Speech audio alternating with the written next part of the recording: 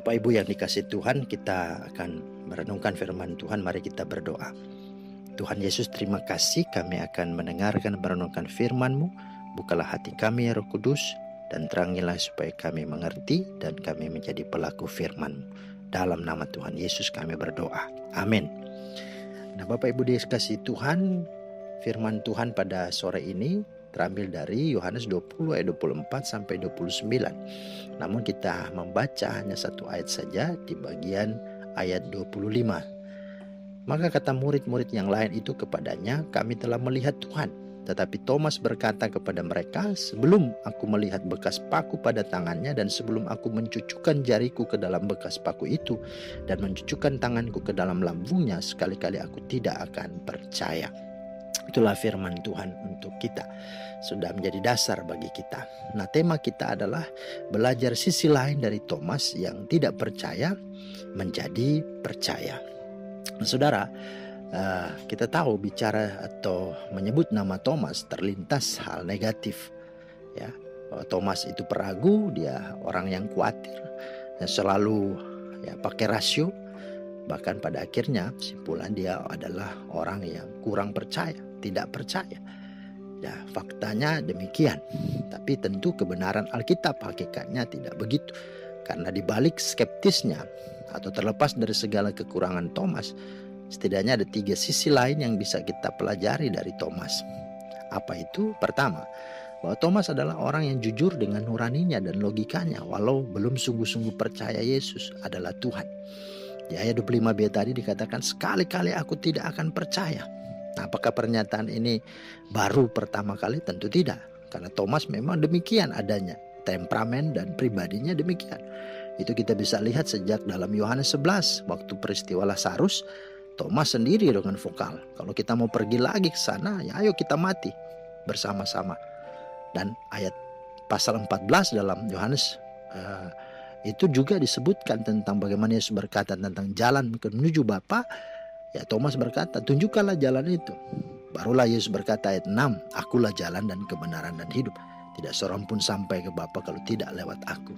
Dan yang terakhir adalah Yohanes 20 ini, dalam pasal ini. Nah, inilah yang terjadi, inilah yang kita lihat dan kita terima sebagai pribadi Thomas. Menariknya bahwa tidak semua orang menjadi seperti Thomas yang demikian. Ya, banyak orang sebenarnya tidak tahu, bingung dan tidak yakin. Tapi karena malu, takut nantinya ketahuan, akhirnya berpura-pura tahu, berpura-pura ngerti dan berpura-pura yakin saja. Nah, tipe semacam ini disebut munafik, ya, penjilat, ikut-ikutan, cari muka, bahkan disebut dengan penjahat atau pengkhianat. Nah, Thomas bukan tipe demikian. Ya, meskipun dia belum percaya, tapi logika dan nuraninya itu menuntun dia untuk sungguh mencari kebenaran. Itu sebabnya Tuhan pun tahu, dan Tuhan pun akhirnya datang khusus buat Thomas. Ya, karena Tuhan sungguh-sungguh tahu motivasinya, hatinya. Ya, dan itulah sebabnya ya, Thomas boleh berjumpa Tuhan dan boleh melihat, menyaksikan sendiri. Ya, keraguannya itu boleh akhirnya tertolong dengan Yesus datang dan hadir untuk menunjukkan tentang bekas pakunya yang sungguh-sungguh terjadi dalam hidup Yesus. Puji Tuhan, ya. Ini yang kita lihat dari sisi Thomas. Yang kedua, walau masih dalam ketidakpercayaan Thomas, tapi Thomas ya hadir dan bersekutu di kesempatan kedua, ya, pada minggu itu. Kalau kita melihat di ayat sebelumnya, murid-murid lain berkata, kami telah melihat Tuhan. Dan di situ Thomas tidak ada.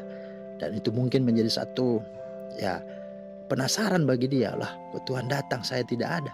Maka ketika pertemuan kedua dia tidak mau sia-siakan. Dia datang untuk mau bertemu Tuhan. Dan Thomas pasti sudah tahu ya bahwa ya persekutuan, fellowship, perkumpulan ya bersama murid-murid itu adalah tanda di mana Tuhan ya boleh diam, boleh bertata, boleh hadir ya di tengah-tengah mereka. Dan itu satu berkat tersendiri dalam hidup Thomas, dan Thomas ingin merasakannya, mengalaminya ya, di mana sungguh 2-3 orang berkumpul dalam nama Tuhan, maka kata Tuhan, aku hadir. Dan itu juga yang tentu menjadi motivasi Thomas dalam pertemuan, dalam perkumpulan ada Tuhan. Nah, Bapak Ibu yang dikasih Tuhan, nah bagaimana dengan keberadaan kita di tengah pandemi COVID-19 ini, Corona ini? Masihkah kita bersemangat untuk beribadah? Memang kita tidak lagi punya kesempatan untuk berkumpul bersama-sama seperti biasa, tapi mari kita bisa bertemu dengan Tuhan kapan saja. Kita bisa bertemu dengan keluarga kita di rumah masing-masing dalam persekutuan yang indah. Karena di sanalah kita percaya Tuhan hadir. Dan kalau Tuhan hadir, ketika melihat ada orang-orang, ada saudara-saudara diam dengan rukun, maka kesanalah Tuhan perintahkan berkat. Nah, yang ketiga, Thomas menjadi orang percaya sungguh-sungguh dan yang sungguh-sungguh percaya. Jawab Thomas kepada Yesus, "Ya Tuhanku dan Allahku." Ini satu kredo pengakuan iman daripada Thomas. Dalam pengakuan iman ini ya, terkandung makna bahwa percaya Thomas bersifat pribadi. Dengan mengakui dosanya, kemudian membuka hati dan menerima Yesus dalam hatinya secara pribadi. Thomas katakan, "Ya Tuhanku dan Allahku." Perhatikan kataku di situ. Itu bersifat pribadi. Nah, saudara, apakah kita sudah percaya Yesus secara pribadi? Ya. Atau percaya karena faktor historis, perasaan dan mujizat? Ya. Mari kita pastikan bahwa aku percaya karena aku sungguh telah mengalami Tuhan. Aku sungguh telah berjumpa secara ilahi bersama dengan yang namanya kelahiran kembali. Dan itu menjadi satu kehidupan yang baru. Bukan karena faktor keturunanku, bukan karena perasaanku, bukan karena mujizat, tapi karena perjumpaan pribadi dengannya begitu indah dialami oleh setiap kita. Yang kedua adalah bahwa percaya Thomas berkualitas. Dia tidak hanya sekedar percaya, tapi sesungguhnya logika hatinya itu menuntun dia untuk sungguh-sungguh tahu ya siapa yang ia percaya. Dan itu juga yang dialami oleh Paulus. Dikatakan, "Aku tahu kepada siapa aku percaya." Ya, jadi ini hal prinsip dalam kehidupan Thomas. Dia menjadi orang yang tahu. Dia tidak hanya percaya, tapi dia tahu dan dapat mempertanggungjawabkan mengapa ia percaya.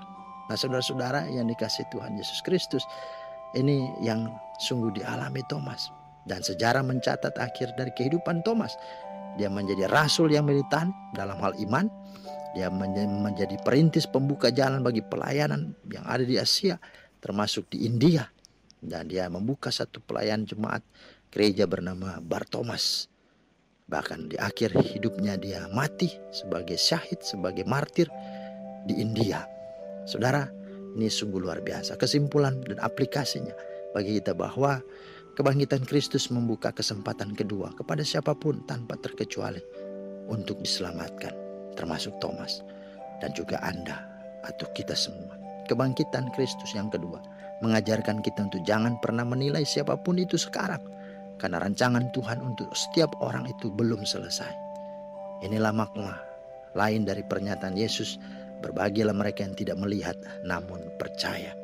Mari kita alami firman Tuhan ini di masa kebangkitan Kristus. Biarlah iman kita sungguh-sungguh dapat dipertanggungjawabkan dengan rasio, dengan hati yang murni sebagaimana Thomas. Tuhan Yesus memberkati. Amin.